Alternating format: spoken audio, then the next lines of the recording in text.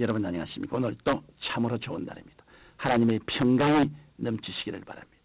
저는 오늘 내 발에서 신을 벗으란 제목으로 여러분과 함께 은혜를 나누고자 합니다. 본문 말씀은 구약성경 출애굽기 3장 1절로 10절입니다. 하나님이 가라사대 이리로 가까이 하지 말라. 너희 선 곳은 거룩한 땅이니 내 발에서 신을 벗으라. 모세는 이스라엘 백성의 출애굽을 이끈 민족의 위대한 지도자입니다. 그는 이스라엘 민족을 죄악이 만연한 애굽에서 약속의 땅 가나안까지 인도한 후 그의 일생을 마쳤습니다. 무엇보다도 모세의 위대한 점은 그는 철저한 하나님의 사람이었다는 데 있습니다. 그러나 모세를 위대한 지도자로 만든 분은 하나님이십니다.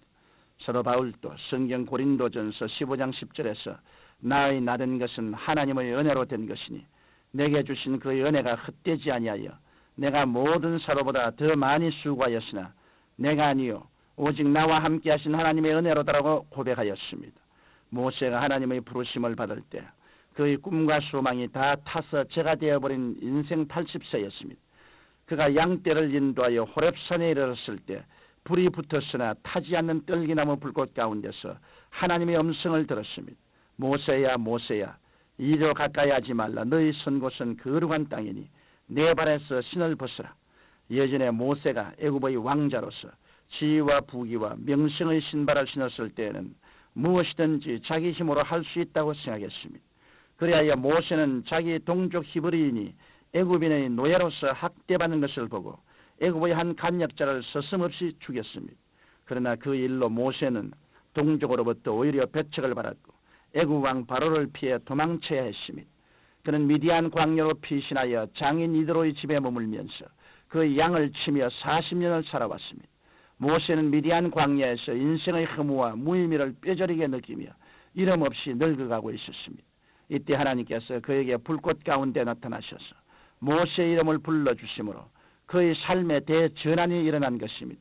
성경 출애굽기 2장 24절로 25절에 하나님께서 모세를 부르신 이유가 나와 있습니다. 하나님이 그 고통 소리를 들으시고 아브라함과 이삭과 야곱에게 세운 그 언약을 기억하사 이스라엘 자손을 권념하셨더라. 하나님께서는 모세를 통하여 이스라엘 백성을 애굽에서 해방시키고자 하신 것입니다. 이스라엘을 애굽에서 해방시키는 것은 분명히 하나님의 뜻입니다. 그러나 하나님의 계획을 성취하는 방법과 능력은 전적으로 하나님께 있습니다. 그러나 모세가 인간적인 신을 신고 있는 이상 하나님의 뜻에 한 발자국도 나아갈 수 없었습니다. 그러면 내 발에서 신을 벗으라는 말씀은 무슨 뜻일까요?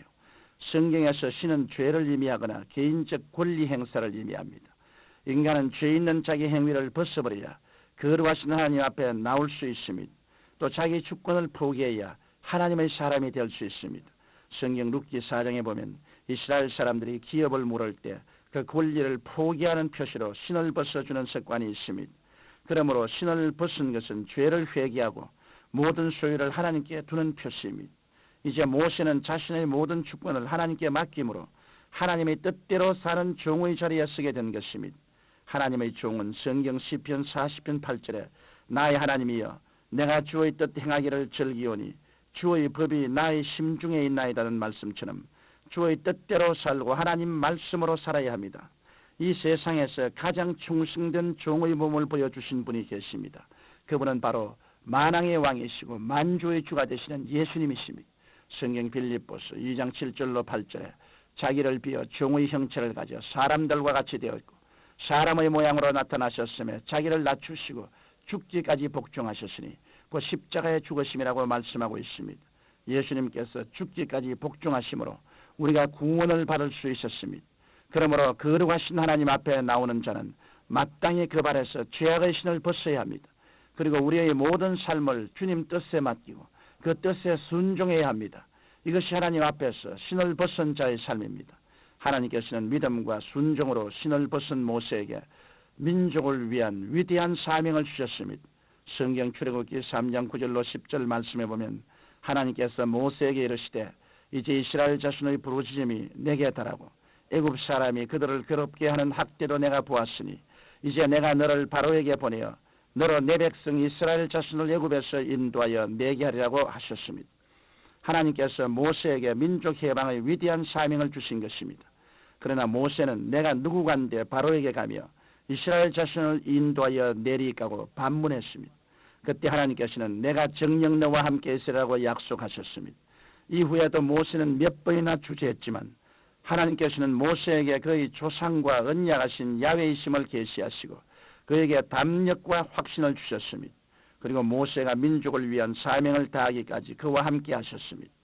사명은 크게는 모세같이 민족을 위한 사명도 있고 평범하게 직장이나 가정을 위한 사명도 있습니다.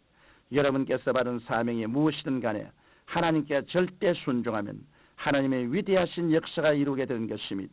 아프리카의 심장이라고 불리우는 리빙스턴은 27세의 젊은 나이로 아프리카의 오지에 들어가 탐험을 하고 그곳에 복음을 전하며 사랑을 베풀었습니다.